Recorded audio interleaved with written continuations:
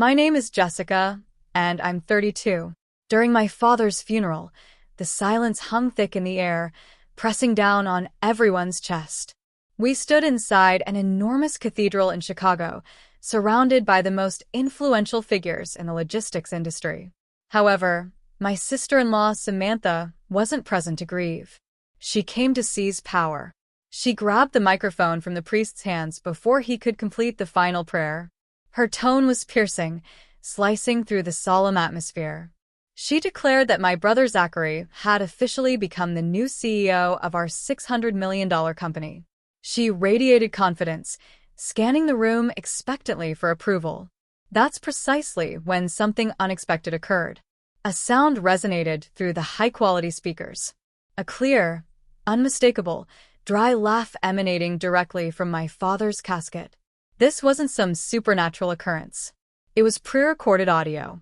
Yet the absolute terror that spread across my brother's expression, that was completely genuine. Drop a comment and let me know where you're listening from and what time it is for you right now. I'd love to know who's part of our community. To comprehend why my father was laughing from beyond the grave, you need to rewind approximately 10 minutes. My brother Zachary and his spouse Samantha were approaching this funeral as though it were a prestigious social event. They weren't mourning. They were making business connections. I observed them from the first row. Zachary was exchanging handshakes with board members, receiving sympathies for a position he hadn't yet assumed. Samantha was actually gesturing toward the stained glass windows and murmuring about how impressive they would appear in the executive wing. They regarded me as if I were merely part of the furniture. Zachary leaned closer, straightening a tie that cost more than my monthly rent. He whispered, "Don't concern yourself, Jessica. We'll locate a position for you in the basement. Someone has to manage the paperwork while the real leaders handle operations." He grinned smugly. He labeled me a worker bee, a fancy title for administrative assistant. But what Zachary didn't know was that I had been planning this moment for years. Stick around to find out how I turned his coronation into his downfall. He believed he was untouchable because he was the eldest son. He assumed the blood flowing through his veins functioned like an unlimited credit account. I didn't shed tears. I didn't raise my voice.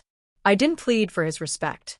Instead, a cold, methodical calmness washed over me. I glanced across the aisle at Peter.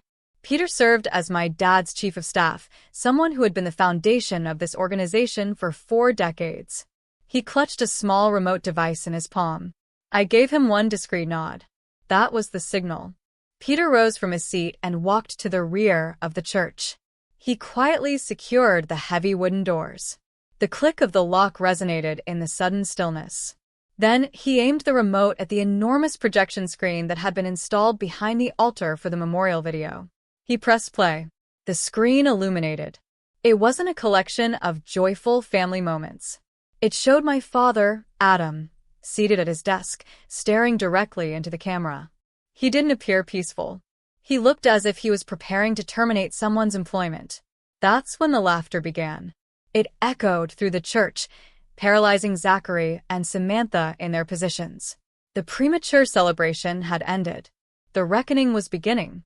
As the congregation directed their attention to the massive projection screen, observing the digital image of my father's face settle into a stern expression, my thoughts wandered from the cathedral.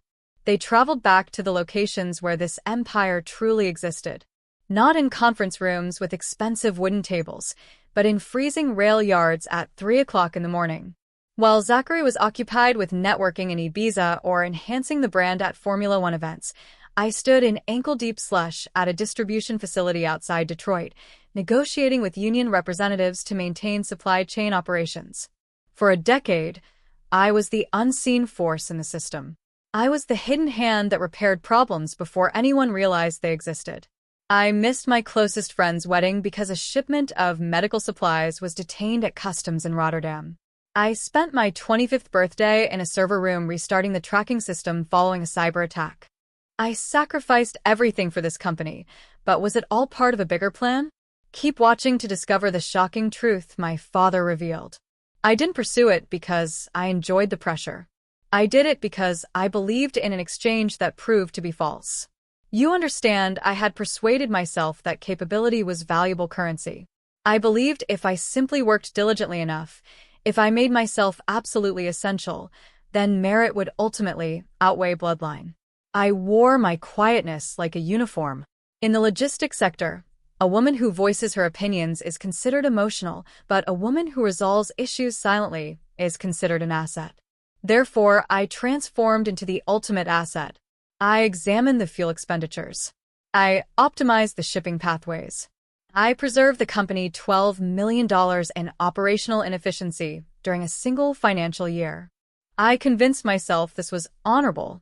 I convinced myself I was repaying a debt of appreciation to the family legacy. I had created restraints for myself, links constructed from responsibility and commitment.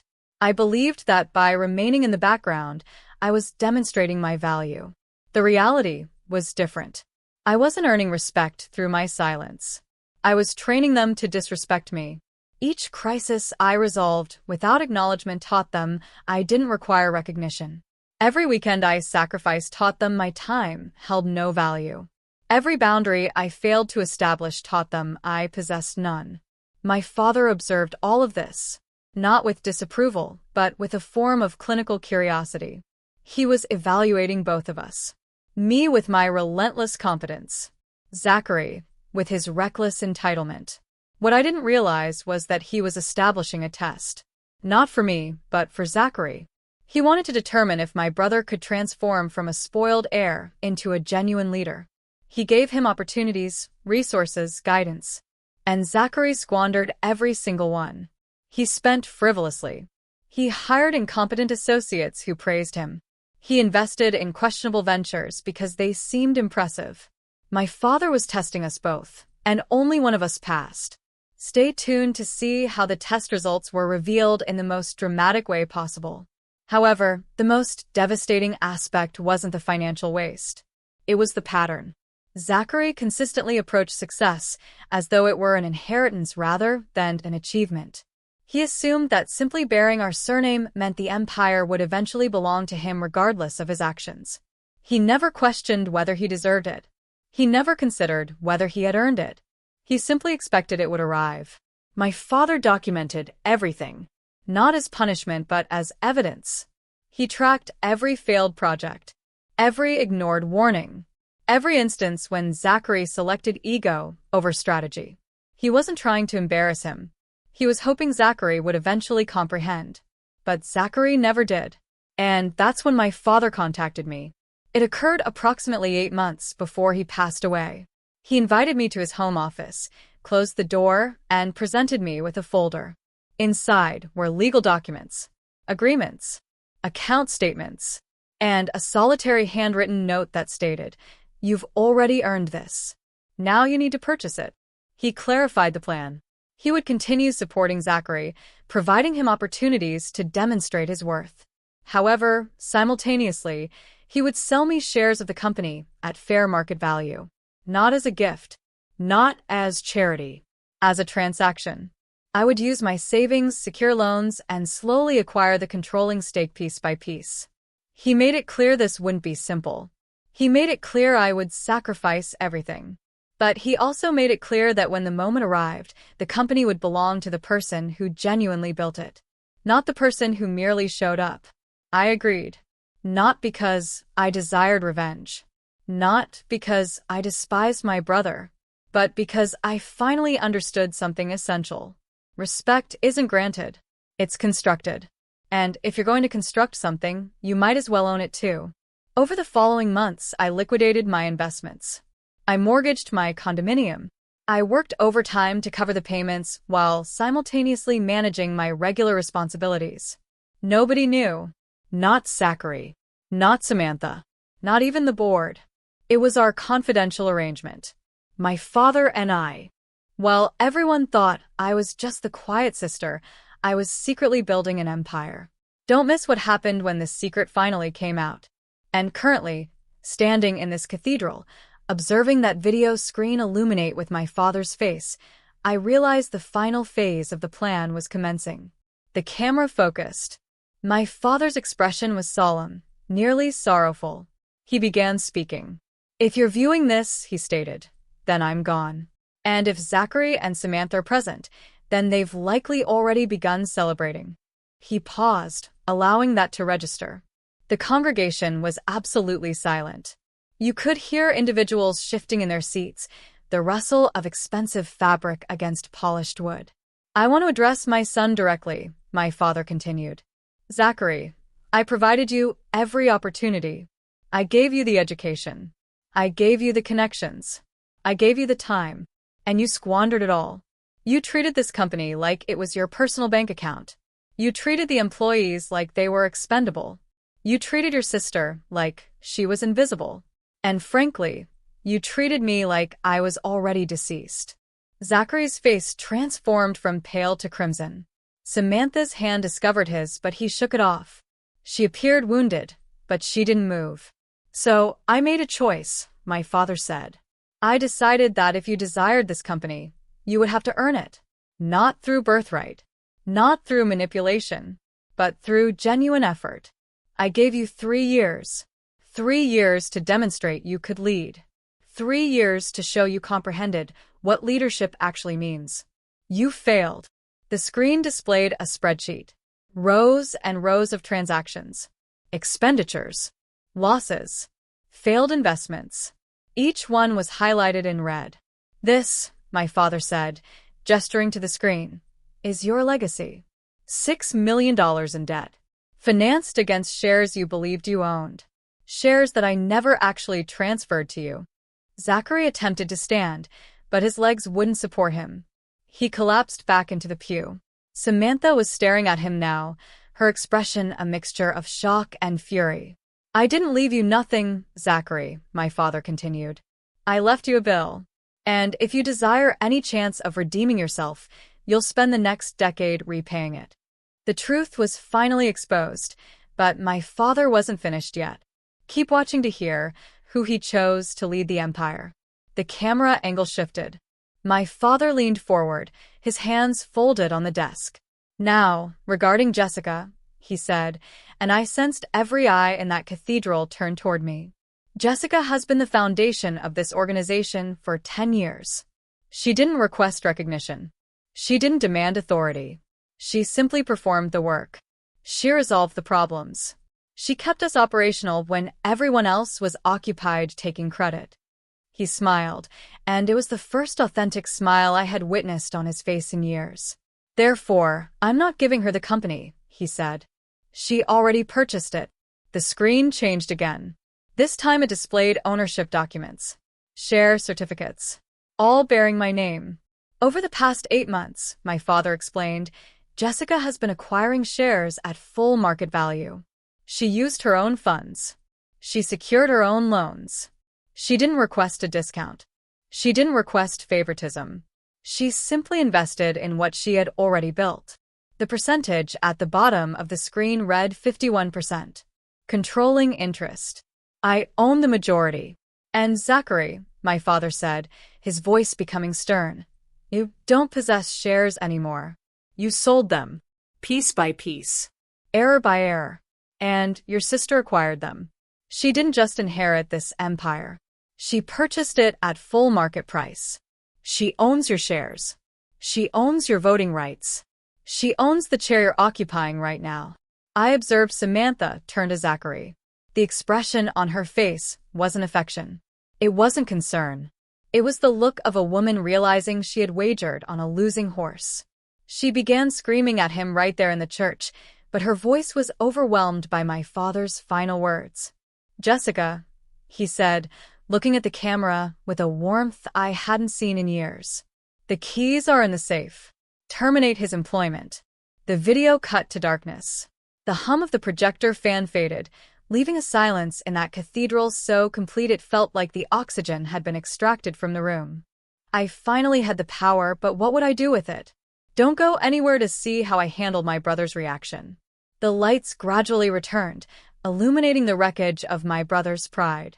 I observed Samantha first. She turned to Zachary slowly. The admiration, the status-seeking hunger in her eyes, it simply vanished. It was replaced by an expression of pure, undiluted revulsion. She realized in that instant that her golden opportunity was actually a burden. She realized she hadn't married a CEO. She had married a man with $6 million of debt and zero possessions. She didn't console him. She didn't hold his hand. She pushed him. "You deceived me," she hissed, her voice shattering the silence. "You informed me it was settled. You informed me the money was yours." Zachary disregarded her. He scrambled out of the pew and rushed toward me. His face was ashen, covered in perspiration. He looked at me, and for the first time in his existence, I didn't perceive arrogance.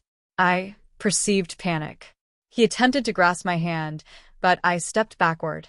"Jessica," he stammered, his voice shaking. "This is a joke, correct?" Dad was ill. He wasn't thinking clearly. "You can't actually do this. We're family. You can't terminate family." I looked at him, truly looked at him, and I realized something profound. For years, I had been intimidated by him and Samantha. They walked with such confidence. They spoke with such authority. But now, standing there with his inheritance removed, he looked small. He looked like a child wearing a costume he couldn't afford. It occurred to me then that their power had never been genuine. It was rented. Their entire identity was a subscription service paid for by my father's money, and the subscription had just expired. Without the wallet to support them, there was no person remaining. It was the illusion of power from an empty container. I reached into my purse and extracted a single thick envelope. I didn't yell. I didn't lecture him. I didn't give him the satisfaction of an emotional response. I simply held it out. "This isn't a joke, Zachary," I said, my voice steady and clear. "This is a termination notice, effective immediately. Peter has already deactivated your access cards and revoked your access to the company accounts." He stared at the envelope like it was an explosive device. With one envelope, everything changed. Stay with me to see how this story ends and what happened to my brother. "And inside," I continued, "is a repayment schedule for the remaining $200,000 you still owe the estate. I expect the first payment on the 1st of the month. Don't be late."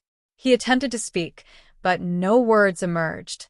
He just stood there, a king without a kingdom, while the board members behind us began to check their timepieces, ready to return to business. Walking out of the cathedral felt different than walking in. The air seemed purer. The sun seemed more radiant. Peter was waiting by the car, the rear door already open. For 20 years, he had held that door for my father. Today, he held it for me. He didn't say a word, but the slight smile on his face said everything. We understood each other. The chaos was finished. The order was restored. We drove past the main distribution warehouse on the way back to the office. I looked up at the massive sign, the trucks queuing at the bays, the sheer magnitude of the operation. For a decade, I had looked at this place and felt the crushing weight of duty. Today, I felt the grounding weight of ownership. It wasn't a burden anymore. It was mine. I had purchased it with sleepless nights and missed holidays, and I had the receipt to prove it. My phone vibrated on the seat beside me. It was a notification that Samantha had filed for divorce. I dismissed it. Then a call from Zachary. I blocked the number. I didn't feel guilty. I felt efficient. I had eliminated the dead weight from the supply chain. That night, I didn't toss and turn. I didn't worry about what Zachary would destroy next. I slept soundly knowing that the empire was finally safe in the hands of the one person who knew how to carry it. If you believe that leadership is earned, not inherited, hit that like button and share the story. And tell me in the comments, would you have forgiven the debt or did Zachary get exactly what he deserved?